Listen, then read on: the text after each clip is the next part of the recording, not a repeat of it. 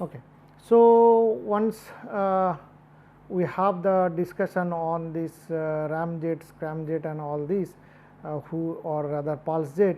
So, those kind of engines, they do not have any rotating part. Now, we are moving to the discussion of kind of engine like jet engines, turbojet or turbofan kind of engines, where the important component is that it has the rotating parts, that means the compressor turbine. So, now onwards the discussion will be on this turbojet, turbofan or turbo ramjet or turbopropeller kind of engines, where you always get to see some kind of a rotating components and how the basic gas generator added to the turbine and compressor and how they behave together. And we will be looking at the cycle analysis, I mean especially the aerothermodynamic analysis and other advantage and disadvantage. So, let us start with the talking about this turbine based engine. Let us say we will call it turbine based engine. So, the advantage of this kind of turbine based engine over piston engine is that it has higher power to weight ratio, that is number one. Need less maintenance per flying hour, and also less frontal area and consequently less drag. Okay. So, these are basic these things. Now, we will start with that one which is called turbojet, and the first thing that we will look at let us look at a picture of this is a layout of this is a single spool configuration, and then this one is the twin spool configuration of turbojet engine. So, this is I mean there are different examples, but this is how it looks like, that kind of, I mean when we talk about single spool and when we talk about twin spool. I mean the basic difference you can see here, I mean just to give you an idea, here a compressor, here is the turbine, they are connected with the single shaft, and obviously in between there is a combustor, then there will be nozzle. When you talk about the twin spool, this is what is your so called LPC, this is HPC, this would be HPT, and this is LPT. So, HPT and HPC they are connected with a one shaft, LPT and LPC they are connected, I mean low pressure compressor, low pressure turbine connected to a one shaft, high pressure compressor and turbine connected to a two shaft. So, that is where it makes it 12 spool configuration. So, that is the basic difference lies in between this configuration. Now, the other thing is that also you can see classification of this turbojet. That means it could have two major category, one is the nuclear type, another is non-nuclear type. Okay. Then or there could be another way to look at it. So, or one can have some other way that afterburning or non afterburning. That means either you will have afterburner or you will not have, or one can have single spool or dual spool. Okay. Now, in single spool you can have axial flow compressor, you can have centrifugal compressor and you can have axial centrifugal compressor. Then again centrifugal compressor, it could have single entry or it could be double entry. So, these are some of the classification that one can have even in turbojet engine, but as soon as you see there is a strictly axial flow compressor or then you do not have, I mean when you go to dual spool, then you do not see this subdivision of different kind of compressor, because when you go to multi spool configuration pretty much you need axial compressors. And now first we will start with an sort of an single spool engine and then look at the so this is a configuration of a single spool engine, and this at 1 you have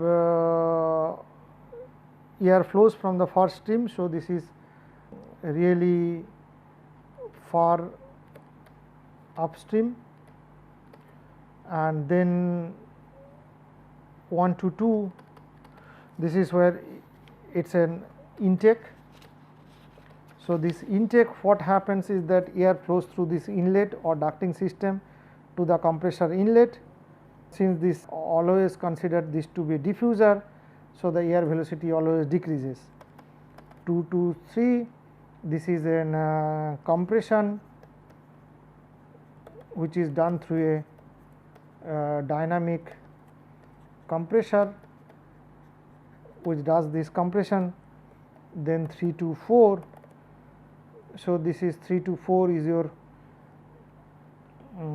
combustion chamber where the fuel is burned, fuel is injected there and heat is added to the incoming these things.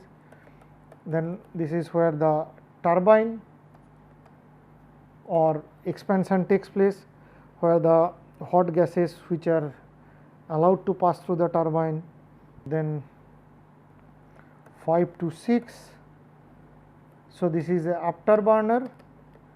It is not necessarily always be there.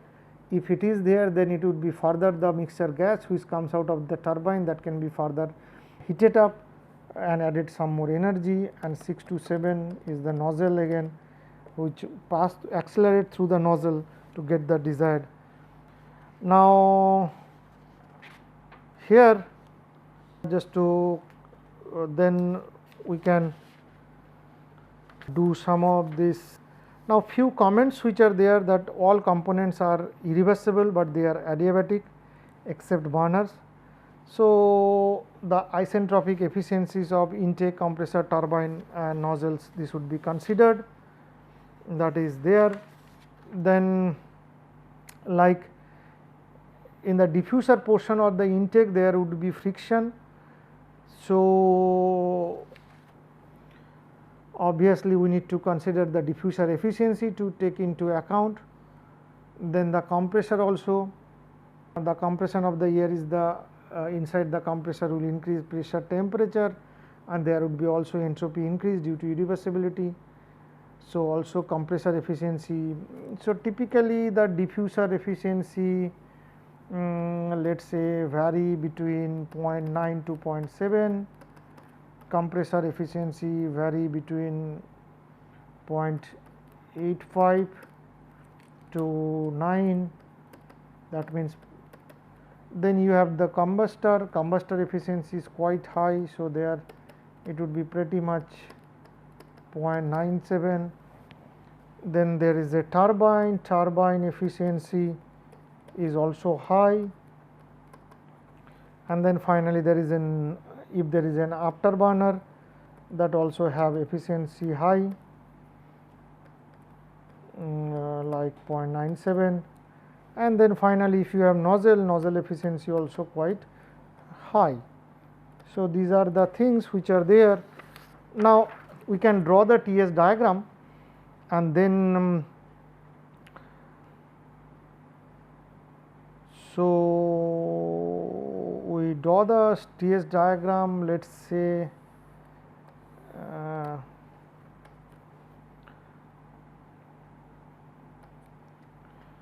so we have 1, we want to go to 2, 2 to go to 3, 3 to go to 4, 4 to 5, then 6, then 7. Okay. So, this is 7, this is 0 6, 0 5, 0 4. So, this is 0 3, this is 0 2, this is 1,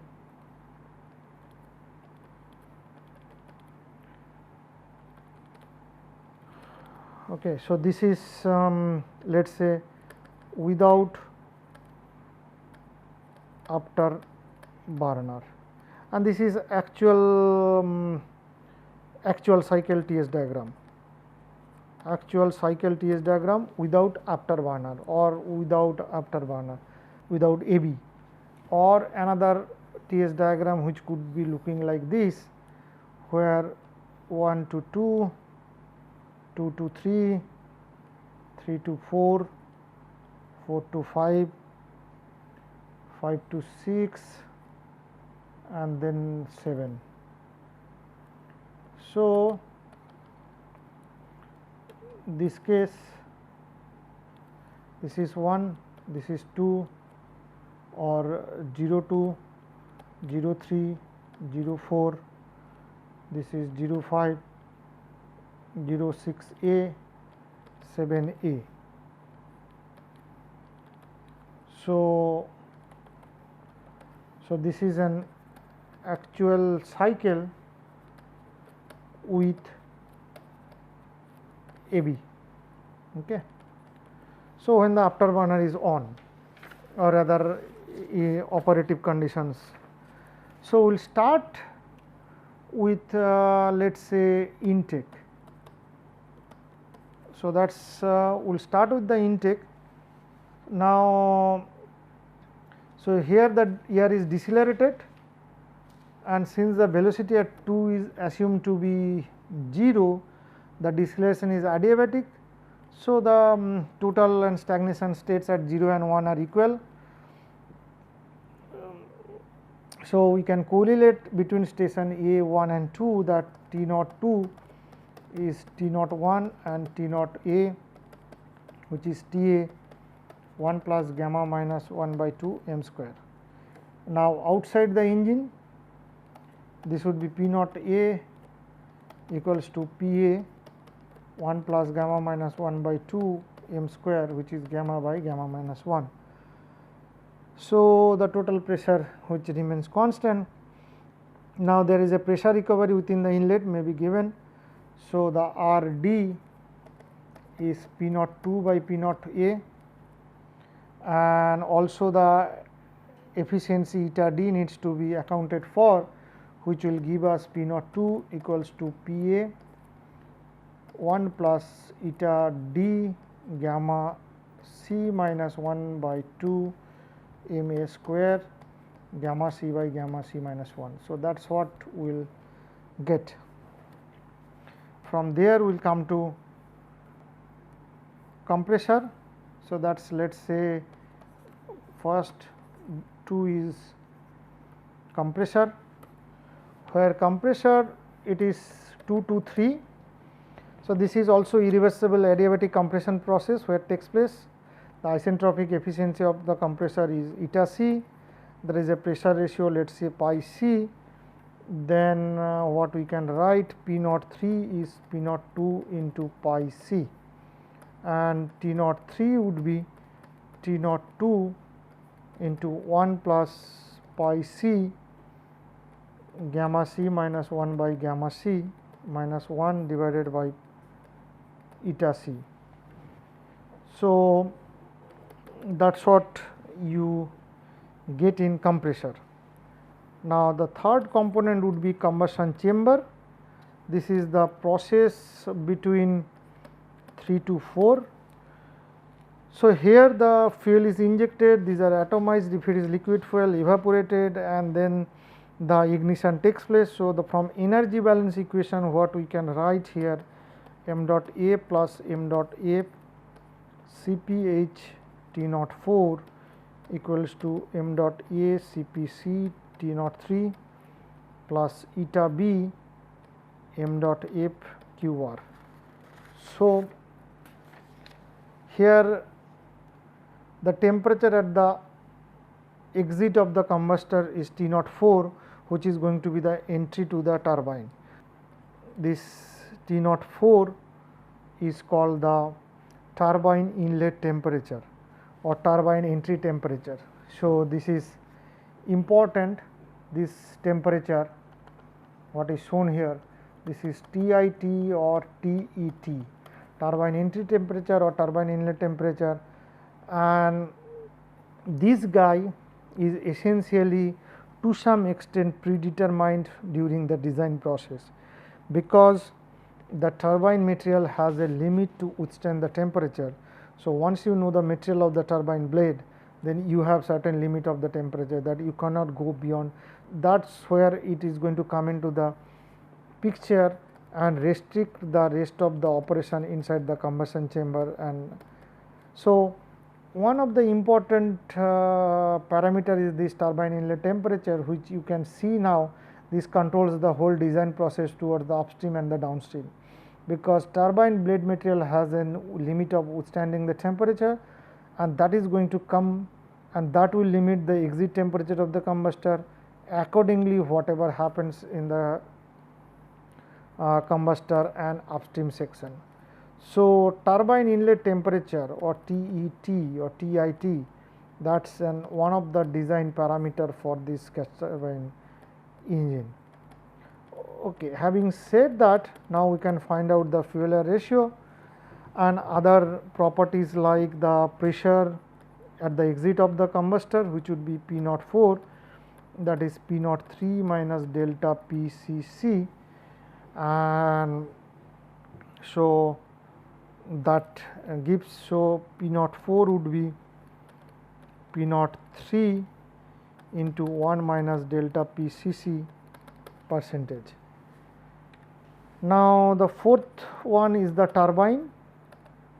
So, this is where the power consumed by the compressor is generally produced by the turbine. So, if the ratio of the power needed to drive the compressor to the power available in the turbine is lambda, then compressor input would be eta mechanical efficiency lambda into WT. So, typical values of lambda, which is in the range of 75 to 85%. So, you can see that 15 to 25% of the turbine power goes back to run the compressor, and the mechanical efficiency is also important parameter, that is the shaft which transmit. So, that is roughly 98% of the efficiency. Now, once you put that, when we do this, then CPC, so this is called compression turbine power mapping, T naught 2 equals to lambda eta m and 1 plus F Cph T naught 4 minus T naught 5. So, T naught 5 by T naught 4, this would be 1 minus Cpc by Cph, where T naught 2 lambda eta m 1 plus m T naught 4. So, here T naught 3 by T naught 2 minus 1. Now, the outlet pressure is calculated considering the adiabatic efficiency of the turbine. Let us say P naught 5 by P naught 4 equals to 1 minus eta turbine 1 minus T naught 5 by T naught 4 gamma h by gamma h minus 1. So, then the turbine and compressor pressure ratios are correlated like P naught 5 by P naught 4. So, these are 1 minus Cpc by Cph T naught 2 lambda 1 plus f eta m eta c eta t t naught 4 into p naught 3 by p naught 2 gamma c minus 1 by gamma c minus 1 whole to the power gamma h by gamma h minus 1. Or in general one can write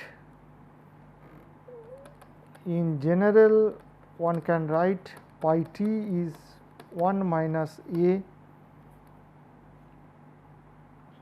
where let us say if we say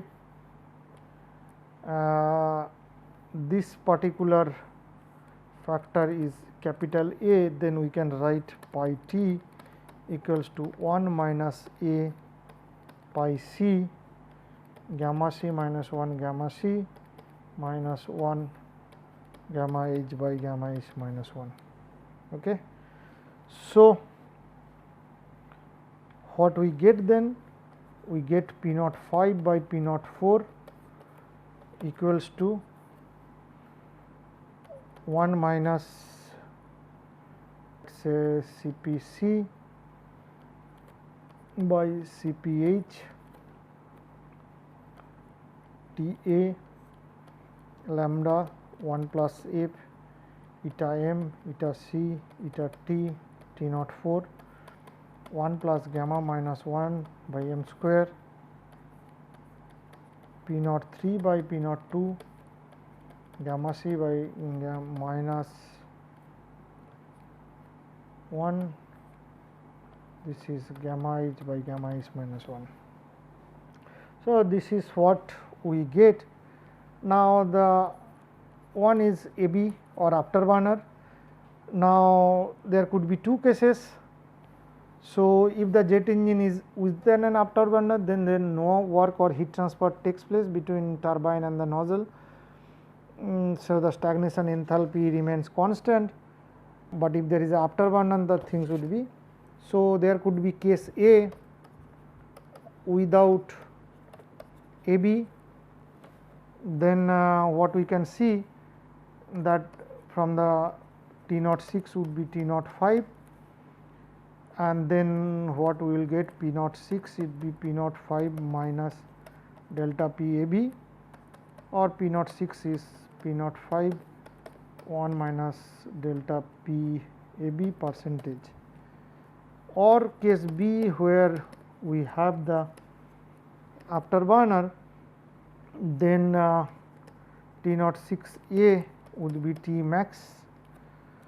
So, in this case the additional fuel is burned, and here again the afterburner there would be some energy balance like m dot A, F A B, Q R, what was coming m dot A 1 plus F C P H T naught 5, then this is m dot A 1 plus F plus F afterburner C P H T naught 6.